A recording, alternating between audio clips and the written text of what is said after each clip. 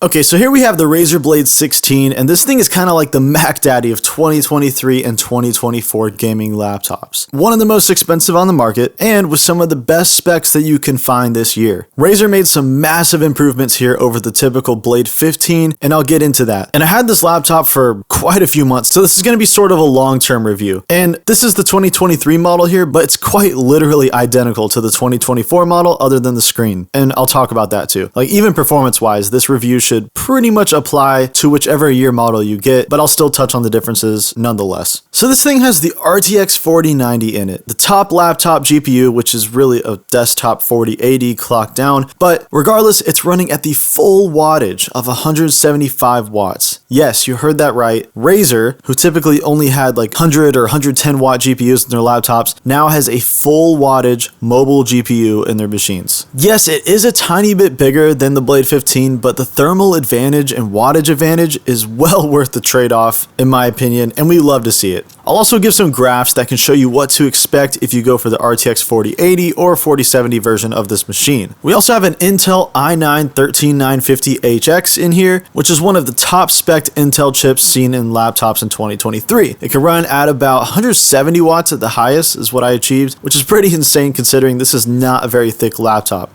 This CPU has 24 cores, including 8 performance cores and 16 efficient cores, and 32 threads. And the 2024 model has the 14950HX, which is basically the same but just with a higher boost clock speed. But yeah, this CPU just really dominates mostly everything out there, and it's basically almost in premium desktop performance territory, as of making this video at least. However, it is a very power hungry chip, and we'll talk about some of the downsides because of that. And the display is really the star of the show with this variant. With the dynamic resolution switch, you can either use it at 4K 120Hz or Full HD 240Hz. And yes, it is capable of 4K gaming, as I'll show later on. Is it the best choice for a display? We'll talk about that. But one thing right off the bat is amazing is that it's mini LED technology, giving it insane brightness and colors, which is currently my favorite type of laptop display. If you go for the 2024 model, you get the choice of a QHD OLED display instead, and I'll also give an opinion on that later in the video. Alright, so first we're going to talk about the design. So I've always compared Razer Blade to a MacBook that joined the dark side of the force, okay? It's one of the only Windows gaming laptops to feature a chassis this premium with a full CNC aluminum build. We all know it's beautiful. We all also wish there were more options out there for gaming laptops that could look like this, but unfortunately there isn't. However, it does look like Asus took a page out of Razer's book for 2024 because the new Zephyrus G14 and G16 actually do have a very similar build now. There's also a mercury silver color for this model that looks almost identical to a MacBook, but sadly that one does not come with the RTX 4090 variant for some reason, or I would have easily swept that thing up. Another advantage of the mercury silver is the fingerprints are much more manageable. My least favorite part about a Blade is how often you have to clean the fingerprints to keep it looking good. It's unfortunately a fingerprint magnet. There's not much they can really do about it with a dark aluminum chassis like this, but at least it's not hard to clean them off with a microfiber cloth. The top lid has the Razer logo, which illuminates with a few brightness and effects options in the Razer Synapse software. The bottom has surprisingly small vents compared to most other gaming laptops, and the feet of the laptop aren't too big either, so that's pretty nice. The hinge feels amazing, just nice and sturdy. Something about a tight hinge can really just make a laptop feel more premium, and Razer nailed that. Although it doesn't fold back all the way flat, but whatever. Another part of the stealthy design is this MacBook-like keyboard. It's clacky, the travel distance is a little low, but I never really found that to be an issue personally. I know some people hate Razer keyboards, some love them. I really don't mind them. I'm not super picky on travel distance, and I felt like I could type quite fast and comfortably on it. So here's a sound sample compared with some Asus keyboards, which are my favorite keyboards among gaming laptops.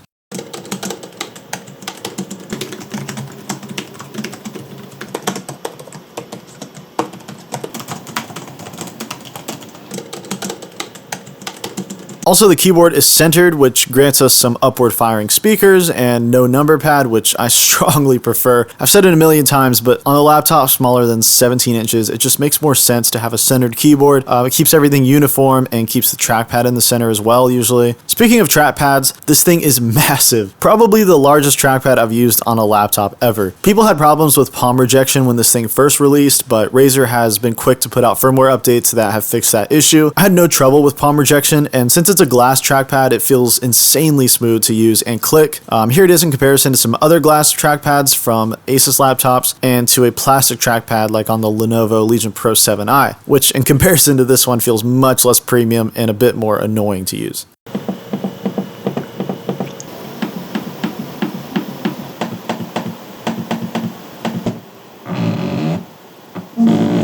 You've also got a 1080p webcam, nothing too crazy, but it's nice to have, especially with the little privacy shutter. It's a simple implementation, but it works. Also, Windows Hello is very convenient, so glad to see that being used here. And the charging brick on these is actually pretty nice. It's 330 watts, which for some other laptops is like the size of an entire mini PC. But since this one is a GAN charger, it's way more compact, much closer in size to like a 240 or 280 watt charging brick out there. Although I'm not a big fan of Razer's proprietary charging cable, as it's super easy to scratch a laptop with. Like, I really don't know what they were thinking there. While it is a little thicker than last year's Blade 15 and a bit heavier, it isn't terribly different in the look and feel at all. Like, we're talking barely a difference. Of course, many of us want the thinnest laptop possible, but for the extra performance, I'm glad Razer followed suit with the likes of MacBooks and went with a slightly thicker body, and compared to the competition with these same specs, it's actually pretty thin still. Like, it still looks much more sleek and slim than the Legion Pro 7i from Lenovo this year, so good job, Razer. And good on them still for offering the Blade 15 with updated specs too, for those who still want to keep things even slimmer but with less power. Alright, so the display. We have to talk about this display because it is amazing. And there are quirks.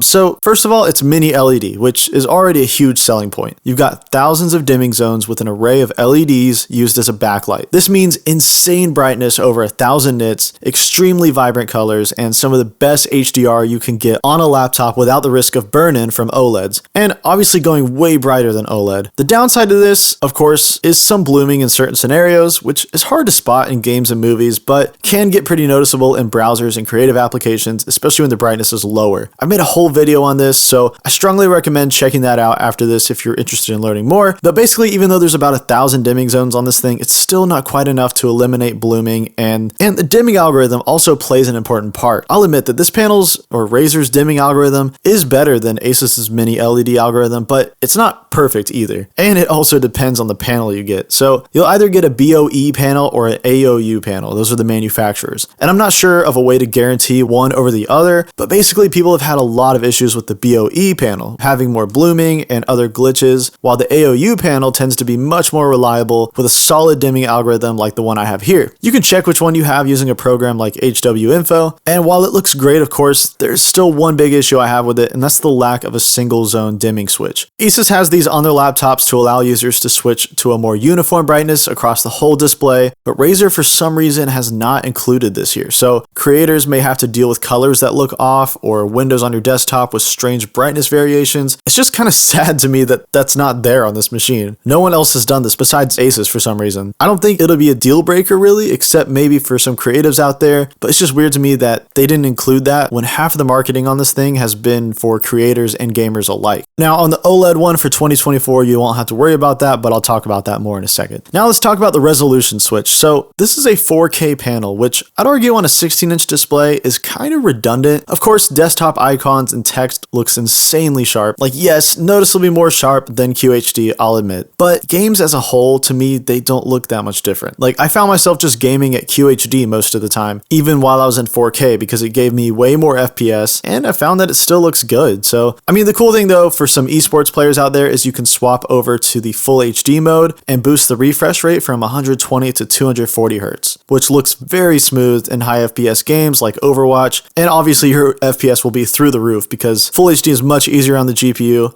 It is going to be a little blurrier as it doesn't look nearly as good as a native Full HD display, unfortunately, but it's still cool to have. Personally, I found myself not using the Full HD mode at all. I really wish they'd just gone with a QHD mini LED display, as that I think that's just a better sweet spot for FPS and resolution, but at least the 4080 model does have QHD and the 2024 models are all QHD. So, which is weird that they just took that option away. Like, you can't even have a 4K in 2024. So sorry. Also, of course, this is Razer's first dive into the 16:10 aspect ratio. They were a little late to the game, but it definitely works, and it looks really cool in a chassis like this because it makes that chin way less prevalent. I still wish it did have a glossy coating option, but I don't really mind this matte coating too much. The brightness still shines through just fine, and 2024 users do get a glossy display, so I am a little jealous there. Lastly, for creators, we've got a great color gamut here at 100% sRGB, 99% DCI-P3, and of course over 1100 nits of brightness. Compared to the Legion Pro 7i here, this thing has more punch on the color thanks to that high color gamut, and of course gets way brighter. It would be really hard for me to go back to a traditional IPS display after using this. And real quick, I'm just going to elaborate a little more on the blooming and brightness since that is a main concern for many LED displays. Here we have a Legion Pro 7i with the standard IPS panel on the left. The Blade is the second one, the Zephyrus G14 mini LED model at a max of 600 nits, and then lastly the ZenBook Pro 16X OLED display, which can also hit about 550-600 nits. I have a full video comparing these displays that you can watch on the channel, but right off the bat you can see that the Blade is the brightest of the bunch, and the camera can't really capture what the human eye can really see, but beyond the brightness, it packs the most vibrant colors of these laptops as well, and the Legion over here just doesn't even compare. So I swapped it out for another 1000 nit mini LED laptop, the Asus Flow X16. Now it's much harder to tell them apart, but the Blade still comes in at the brightest, so I gotta respect how awesome this panel is. Again, you can watch the full display comparison video here on my channel. And then for 2024, like I was saying, we have an OLED display on the Blade 16. These are 240Hz QHD OLED with G-Sync, similar to the one on the new Zephyrus G16 from Asus. In fact, I think it might be the exact same panel. So you're looking at over 500 nits, so it's going to be less bright. And because it's OLED, there is that risk of burn-in over time. There's probably going to be auto brightness limiter, ABL, unfortunately. But compared to mini LED, OLED has perfect blacks, better motion clarity, and that near instant response time. So, you're going to be sacrificing a good bit of brightness, but if you're not looking for HDR 1000 with, crazy full screen brightness, then maybe the 2024 model is a better choice for you. I mean, I think for many people, the trade-off to have a glossy panel with perfect contrast might be worth it. But, there's no 4K option, so if you want that 4K option, you're going to have to go with a different laptop or go with the 2023. So I've been chatting with some 2024 Blade 16 owners, and there is one thing that is kind of odd about the display, and this is also present on the new Zephyrus G16. I actually have a video of it here that I'm throwing in. These OLED displays have this weird kind of texture that you can only see on like some gray backgrounds. I'm not sure I'd call it an eyesore or anything. It's not as bad as like the screen door effect that I've seen on like the ZenBook Pro 16X, but it is just something to be aware of. Like the gray backgrounds look a lot cleaner here on the G14, and then when you move over to the G16, which is the same panel as the Blade 16, you see this like grittiness. It's hard to explain, but there's like, it's almost like sandpaper on the gray background. You can kind of see it here around the text, and then switch back over to the G14, looks great again, switch back over to G16, and notice that texture on the grays. So not sure if I'd call that an issue or just something that's just part of these new panels or just the OLED technology they used, but I'm already seeing a couple posts about it on Reddit on the Blade 16, so it is there. Just something to be aware of. Again, this will not affect the 2023 mini LED model. This is just for the 2024. Alright, so for ports, so Razer did a good job here. On the left, of course, you've got this weird scratch-prone power cable connector, which they really need to do away with. But you got two USB Type-A 3.2 Gen 2 ports, a Thunderbolt 4 port, and your headphone combo jack. On the right, you have a Kensington lock, HDMI 2.1, another USB-A port, a USB-C 3.2 Gen 2 port, and an SD card reader, which has pretty good speeds. The SD card will stick out a little bit, which is kind of annoying, but sometimes that's just the trade-off for going with a full size versus the micro SD card slot. Something to keep in mind, and I really don't know why Razer did this, same with the Legion Pro 7i, is that all the display outputs, so the two USB-C ports and the HDMI, are all connected directly to the NVIDIA graphics. So if you connect any monitor, the GPU will always be awake. So if you're on battery, for example, this is going to destroy your battery life, so just keep that in mind. I think it's a much better option to at least have one port connected to the integrated graphics so that the laptop isn't constantly working so hard when you're just trying to do something like basic tasks on a monitor. So, I mean, it's just a weird choice there on their part. And the speakers on this thing are just all right. I honestly expected better when I saw that they were increasing the size of the chassis, especially when you're paying over $4,000 in the US for these. But sadly, these speakers don't really even come close to even like thinner machines like the Zephyrus G14 here, which is really weird considering they're upfiring as well. But here's a comparison.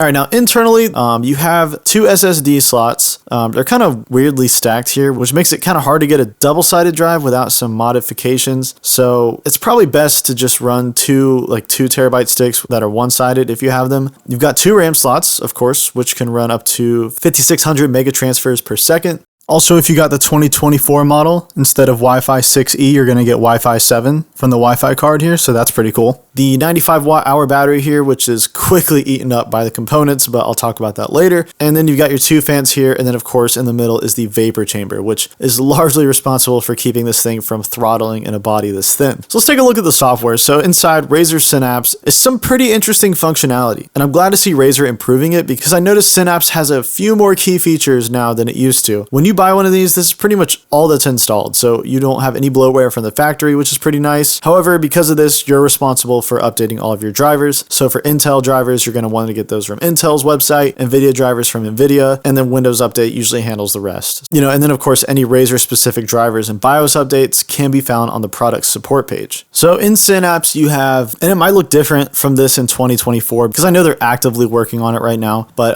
come over here to the system and you can turn gaming mode on, which is kind of dumb, but it just basically disables the Windows key. You can disable Alt Tab, you can disable Alt F4, so that's really all that does. It doesn't actually do anything for performance. You can change your function lock here, which is nice. You can disable the trackpad entirely if you want. You can even change like keys, what they do. If you want to make the A key have a mouse click function, you can do that here. So that's pretty cool.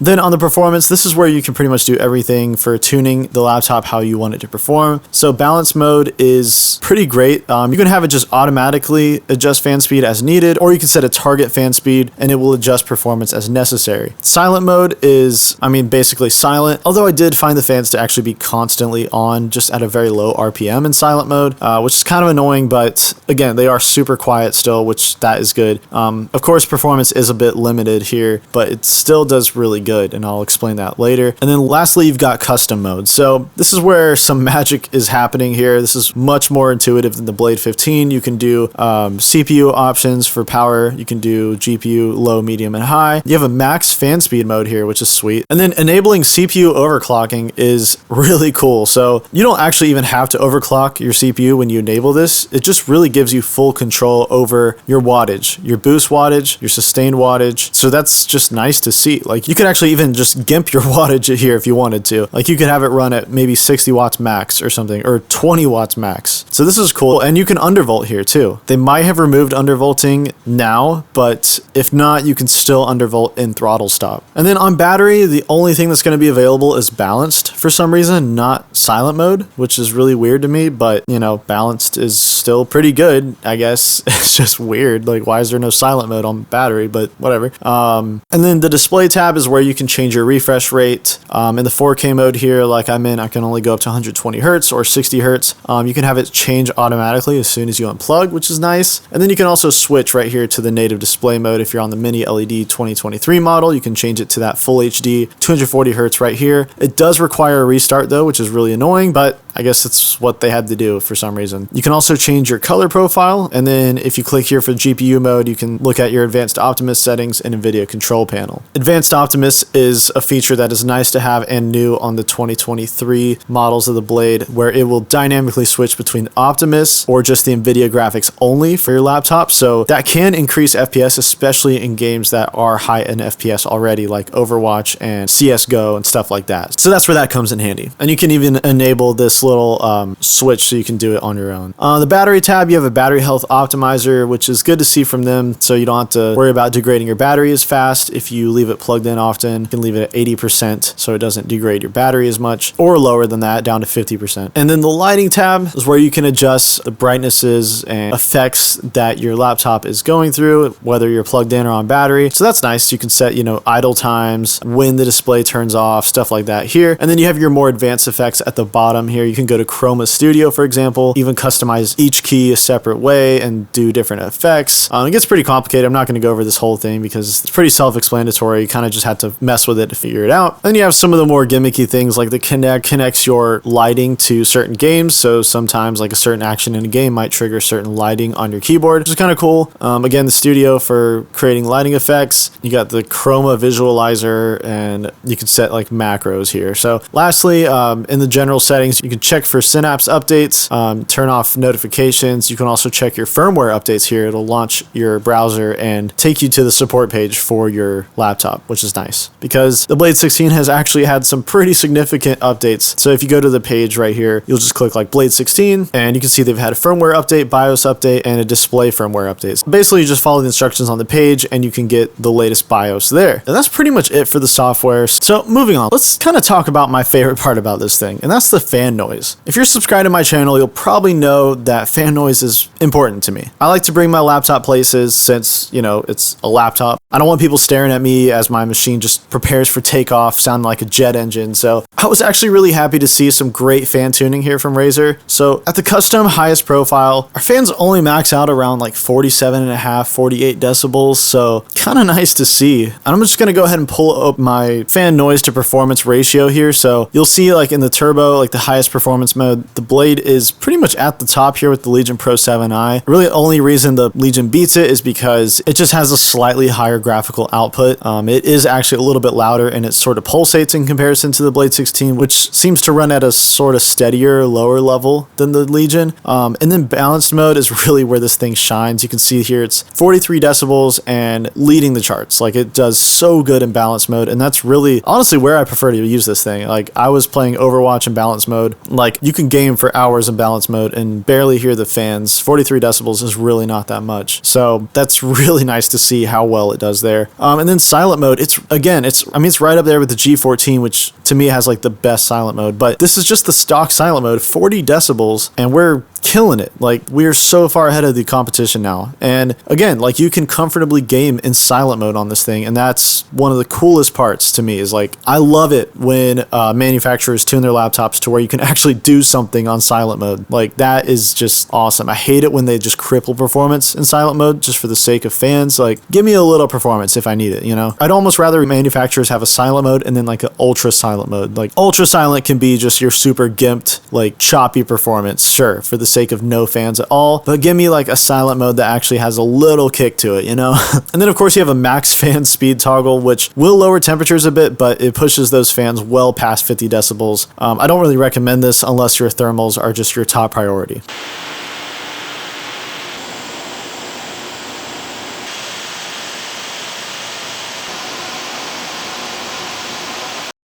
As far as the 2023 model compared to the 2024 for fan noise, from what I'm understanding, they're about the same. I've talked to a couple 2024 owners who have had both, and the consensus is that there is a little bit of variance. The 2024 might be a little bit louder in certain scenarios, or maybe a little bit higher pitch in certain scenarios, and sometimes it's quieter. So it seems like there's really barely any difference in fan noise between the two. So if that's a major concern, I wouldn't really worry about picking one year over the other. So speaking of thermals, and I can't really give the most honest review here for the Blade 16 because unfortunately I did buy this from someone who, while they didn't have it for very long, they had switched the stock thermal paste to liquid metal on both the CPU and GPU. So unfortunately, I have god tier thermals. No, I mean, not really. They're still not the best, but I'll at least show you what I'm getting, and I'll even have a video of me reapplying the liquid metal, so you can sort of see what to expect between running stock paste, liquid metal, or PTM on this thing. So it's pretty easy to do. It's just some simple precautions, really. honestly. But first of all, just to be fair, liquid metal definitely seems to benefit the CPU more than it does the GPU. So, you know, with the liquid metal, you can really get that CPU wattage much higher in games and benchmarks by doing this, since the system recognizes that it has more headroom to use, and it will use it. But that doesn't mean like in a 3-hour gaming session that your temperatures are going to be consistently high the whole time. It really helps mostly just in benchmarks and things like that. So once that vapor chamber is all heated up and the heat is soaking everywhere, I mean, it's not that much of a difference. As long as it's applied evenly, even the stock paste can do really good. So, I mean, my recommendations, unless you're unhappy with your performance and you're getting just constant throttling, I wouldn't bother. I mean, I think Razer designed this thing so that the CPU would throttle a little bit to allow the GPU to use more power. Overall though, I don't think repasting makes enough of a difference to performance to negate the benchmark results I've gotten. I might have gained like a few FPS here and there depending on the game, but I've seen people with stock paste get basically the same scores as me in games and benchmarks. Like, I basically just saw better temperatures from stock having liquid metal and the capacity to boost the CPU higher for a little bit if I really wanted to push it, like max Cinebench scores or something. However, like I said, once the heat has soaked from playing for some time, it's not all that different. At least not too much from my observations and comparing to other people that I've seen on Reddit. So in Apex Legends here, for example, we're playing in 1600p. This game, you know, it likes a little bit of CPU power. If we're looking at just the regular max performance profile, which is boost high without max fans, you know, that GPU is close to 80, but not really quite hitting there, usually between like 75 to 79. The CPU is going to be touching 90 a bit more here though, and it's actually using less wattage on the CPU than when it does when you have max fans toggled. So seems like enabling max fans does give you a little more CPU power to work with. Now, here's what we're looking at after toggling max fans on. You know, this is the coolest that it's going to run. That CPU is kind of hovering around, you know, as low as like 77, 79, but it's, you know, it's occasionally getting up into the 80s. GPU using about 140, 150 watts in this game, and it's kind of just chilling around like 72, 73, so pretty good. I mean, that's, when it does get like closer to the 175 watts, this GPU definitely will get a little bit hotter. It might hit 80 or a little bit over that. On balance mode, the GPU doesn't really drop too much, like 130 watts now. CPU's like 40 to 60 watts or so, and still looking pretty good. I mean, like 72 again, 73, 74 on the GPU, low 80s on the CPU, and this is with a lot less fan speed. If instead we do silent mode, seems like it activates a temperature limit around 75 for the GPU. So it's hitting about 100 watts or so, which is really good. And then CPU's still kind of chilling around low 80s, using a lot less wattage. Of course, now we're closer to, you know, like 26 to 30 watts. All right, so we're going to talk about CPU performance. So if you get the 2023 model, you're getting an Intel i9-13950HX, and if you get the 2024 model, you're looking at an Intel i9-14900HX. So they got rid of the 50, which is basically the same CPU, but with a slightly higher boost clock speed. So between the two, you won't see much of a difference, sadly. 2024 is just an odd year for CPUs and GPUs. Like, there's really not much going on. However, the 13950HX is a tremendous leap over the 12th gen Intel performance. So if you're coming from an older laptop, you'll be excited to see how this thing does. I like to look at more than just max performance of these chips. Efficiency in a laptop is just as important to me, if not more important, because like when you're gaming, the CPU is not going to be using all that wattage, and that's where these CPUs kind of fall short. You can see in this chart here, it's getting beaten out by like the much weaker Ryzen 7940HS at anything below 50 watts. Like, yes, it goes way above it, but you know, in a lot of scenarios when you're just using your laptop normally or you're gaming, you might not even be above 40 watts. So you're typically in that range or lower, especially when you're GPU bound. So that's really not that great to see, and it means worse performance on battery as well. But overall, it's still a killer CPU, and it just shreds. Like, the max performance on this thing is crazy. You're looking at Cinebench scores over, you know, 29, 30K or higher. And that's just crazy that you can obtain that in a laptop this thin. That's like nearly desktop level performance, even surpassing many desktops, honestly. So like, that's just great. Now moving to the GPU, the Blade 16 is known not to quite hit the full 175 watts that it has, but I will admit it does get close in some games, and sometimes it actually does stay around that level, especially if you're gaming in 4K, for example. Your you're going to see it hit 175 watts much more often because the CPU just isn't as needed in those scenarios. Whereas if you're in 1200p mode, you're going to see that CPU demand a bit more power and it's going to take that away from the GPU. So typically what I found in normal QHD gaming when I was GPU bound was the GPU would hover in the mid to high 160s and the CPU would be at around like 33 to 40 watts. So this results in pretty great performance, I mean, across the board really, and pretty much matches other full powered 4090 laptops, or at least it comes close enough to not really tell a difference. And then like I was saying, the GPU is still prioritized pretty well on balanced and silent mode. I found that I could easily game in both of those modes. Like it felt like kind of weird, like I shouldn't be able to game on a laptop this quietly, but it just worked. You know, but on battery, that is obviously not the case. It's just not nearly as good of a laptop when it's unplugged, so I just really do not recommend doing anything intensive on battery at all. Like it just cannot handle it, unfortunately. All right, so creators. I think creators are going to love the Blade 16. Like Puget benchmark scores for Photoshop, Premiere Pro, and DaVinci Resolve are all looking great, and it even holds up really well in balanced and silent modes. I love to see that because you have some laptops like the Legion Pro 7i who really fall behind in that department where they look great in their max performance profile, but as soon as you drop it down to balance mode, there goes all that power. You know, and the only area where the Blade suffers here again is just on battery. Speaking of battery, we've got a 95 watt hour battery here, but it does not go far at all, unfortunately. The 13950HX is just way too power hungry, and with no option to disable it on battery, you're gonna find that it just eats away within just a few hours. It's over.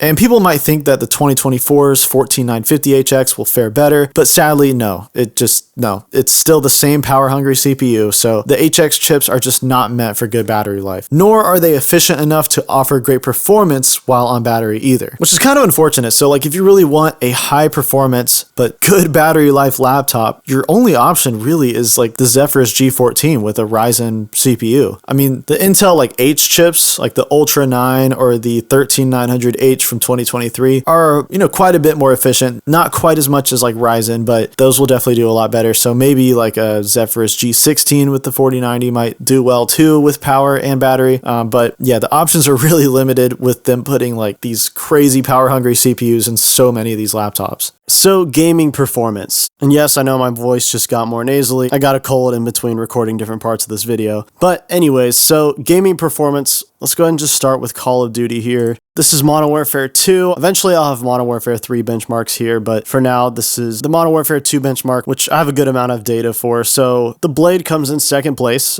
just 119 FPS versus 129 FPS on the Legion. If we turn on DLSS, we are now just barely behind the Legion, which is good to see. And if we drop it into balance mode, we see the Blade 16 make its way to the top here. So that's why I like to include these balanced and silent mode benchmarks sometimes, because people are not always going to be full blast, full fans 24/7. So, you know, if you're playing around other people or you're at a friend's house, you know, you're using your laptop portably, maybe you're even playing in a coffee shop or something, you know, these are good numbers to have. You know, you can see that you're still getting a lot of performance on this laptop in balance mode. And then in silent mode here, it takes the lead by a lot, you know, especially compared to the Legion.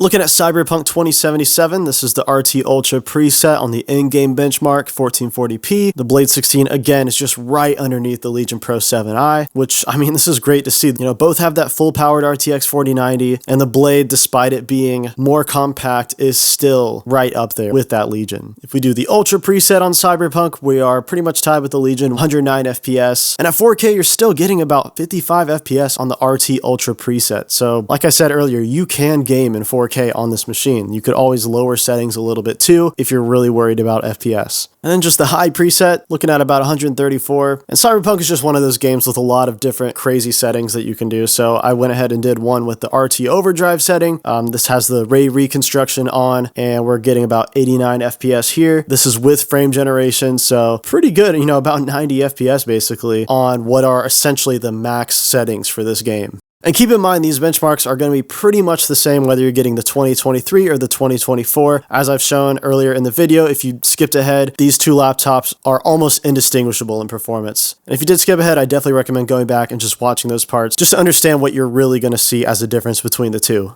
And if we go back to the RT Ultra preset, but this time in balance mode, you see the Blade 16 now takes the crown at 67 FPS, and in silent mode, we're almost doubling the Legion's FPS at 42. The G14 also has a god tier silent mode, so it also did crazy good in this benchmark. Moving on to Horizon Zero Dawn in the in-game benchmark, we're getting 149 FPS, just 10 FPS behind the Legion, about 20 FPS ahead of the G14 and M16 here. Drop it down to 1080p, and again, we're sitting about an in-between spot between the Legion and the M16. If we run it in balance mode, again, the Blade takes the crown, and that goes the same for silent mode, where the Legion really couldn't even finish this benchmark. Shadow of the Tomb Raider has a good balance of CPU and GPU. Here you're seeing about 178 FPS at 1440p on the highest preset in the benchmark, just a few FPS behind that Legion. If we drop it down to 1080p, it actually takes the lead, and I think that's just because of that 13950HX kind of coming into play a little bit more there. And running this one in balanced, we get a pretty good lead over the other laptops. If we run it in silent, again, we're right up there with the G14, where the Legion really falls behind here. Control, as I've mentioned before, is a very GPU heavy game, really pushes the 4090 to its limits. We're getting about 83 FPS, pretty much tied with the Legion, and a good bit ahead of the M16 and G14 in this benchmark. If we turn on DLSS, again, we're sitting about the same, about 30 FPS ahead of the G14 and M16, and still pretty much tied with the Legion.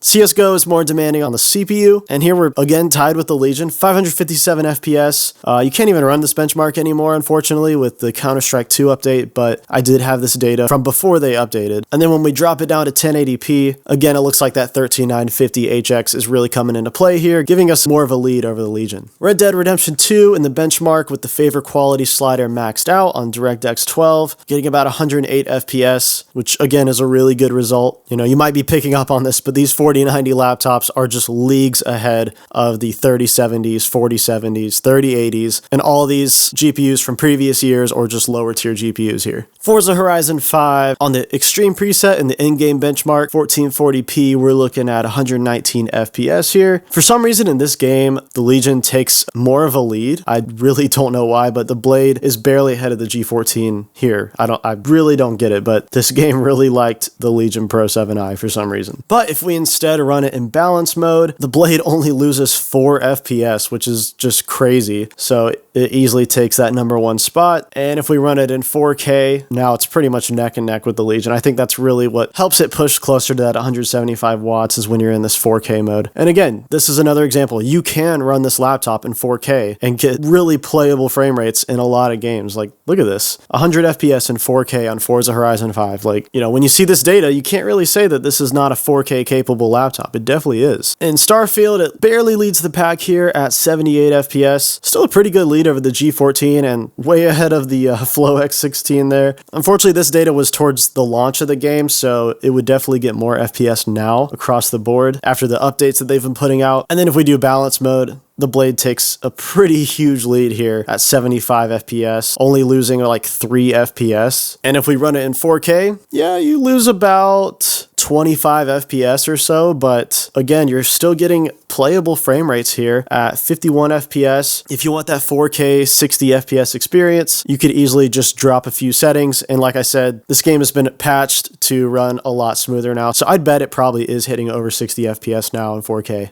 Apex Legends, we're looking at about 255 FPS. For some reason, the 1% lows were not the greatest in this game. I really don't know why, but I mean, I say not the greatest, but 146 FPS on the 1% lows is higher than a lot of previous laptops max FPS in this game. So in the grand scheme of things, it's really not that bad. And if we're looking at the average in all games, this is like the highest performance profiles. The Blade on average is about 7 FPS behind the Legion Pro 7i. So in all honesty, that's really a pretty minimal difference. I mean, depending on if you really want every ounce of performance in a laptop possible. And again, there's other things you can do to make it perform higher. You can undervolt, you can max the fans out, you can overclock the CPU, you can overclock the GPU. I mean, to be honest, I would put it pretty much right up there with basically every other 175 watt 4090.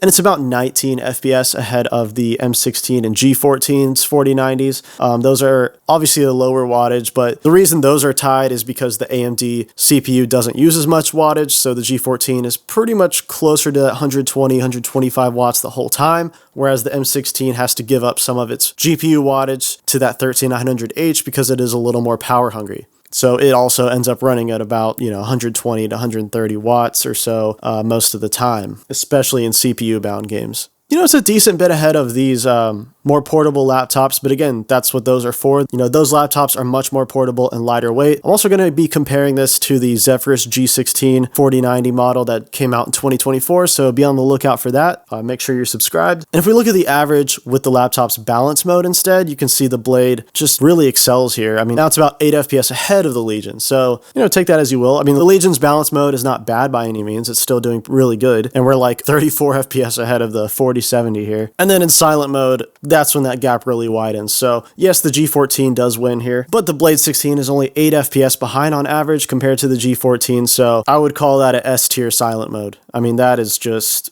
beautiful. So yeah, if you're looking for a laptop that can be very quiet and still get on average 86 FPS in games, like, look no further. And again, you can always just turn settings down. You can always flip over to the full HD mode if you wanted. I mean, possibilities are endless. All right, my final thoughts. So the Razer Blade 16 is arguably, in my opinion, the best thing to happen to Razer laptops in years. Like, I guess Razer was tired of being picked on for charging way too much for products that didn't really offer enough to justify those premium costs. So now they gave us pretty much every premium feature you could ever want in a laptop, and they're charging even more for it. Do I think this laptop is worth the eye-watering price of over $4,000 in the US? No, I don't think any laptop should be that expensive. Even MacBooks, like, no, they shouldn't. There's no reason for them to be charging that. But I still can't help myself. Maybe Razer has their reasoning for the prices being higher than almost everyone else out there, but I really think they should lower it, all right? Like, that's really the biggest downside. Maybe if they had, like, the best support around, then people would be more comfortable paying that price, or, like, better warranties than the competition, better repair services, but they don't really excel there either. So, and in the US, like, your warranty isn't even transferable with them if you decide to sell it, which is just crazy to me. Like, a warranty should follow the laptop, not the person. So yeah, if you can look past the poor battery life and the poor performance on battery from these Intel HX chips, then this is kind of genuinely a unicorn of a laptop. It has basically like everything you'd want, from a beautiful mini LED or OLED display on the 2024. You got software that's improving more and more over time with pretty good customization options coming out, okay-ish speakers, an awesome trackpad, good keyboard if you're into it, swappable RAM, 2 SSD slots, great fan tuning with an amazing balanced and silent mode so you can easily game with others around you, and overall just having both a full power GPU and CPU in a Razer laptop is the coolest part to me. I mean, it's my favorite laptop chassis. Sure, it's a little heavy and it's definitely a bit bigger than the Blade 15, and it can be a fingerprint magnet, but it's still just one of the sleekest options out there. Like, I'd much rather carry this around than like a weird gamery thick 16-inch laptop from MSI, Lenovo, or Acer, some of the other thick boys out there. So yeah, I mean, if you're someone after the best possible performance in a sleek package with the most premium features a gaming laptop can have, then this one's for you. I mean, it's just simply one of the best all-around laptops. So as long as your wallet is ready to take a beating to get it. So yeah, that's all I got. That's the Blade 16. Again, thank you so much for watching, everybody. And if you want to check out my other laptop reviews, please do. Make sure to subscribe to the channel, leave a like if you like this video, and leave me a comment. Which one would you rather have, mini LED or OLED? Let me know in the comments below. But yeah, thanks again for watching. See y'all in the next one.